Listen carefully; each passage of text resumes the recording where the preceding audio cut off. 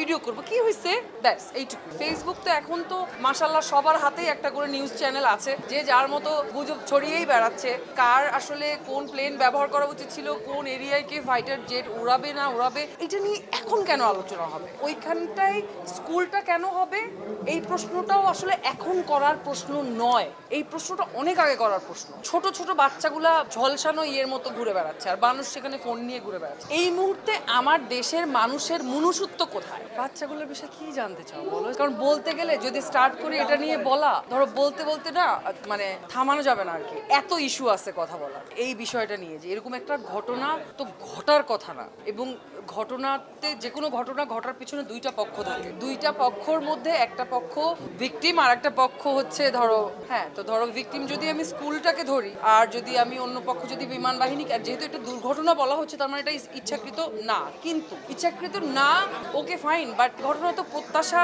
করারও মানে কোনো চান্সই নাই।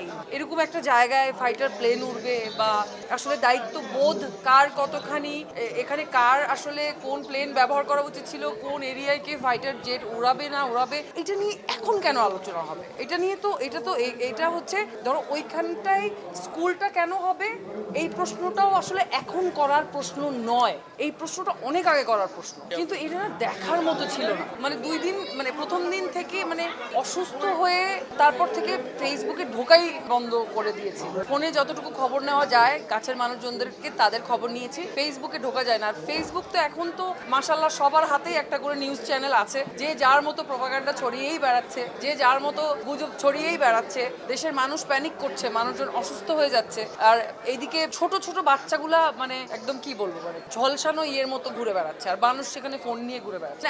এখন এই মুহূর্তে এইটা তো আমি বলতেই চাই, এই মুহূর্তে আমার দেশের মানুষের মনুষ্যত্ব কোথায়? যারা পুড়ে গেছে তাদের কথা বাদ, সাধারণ মানুষের মনুষ্যত্ব কোথায়?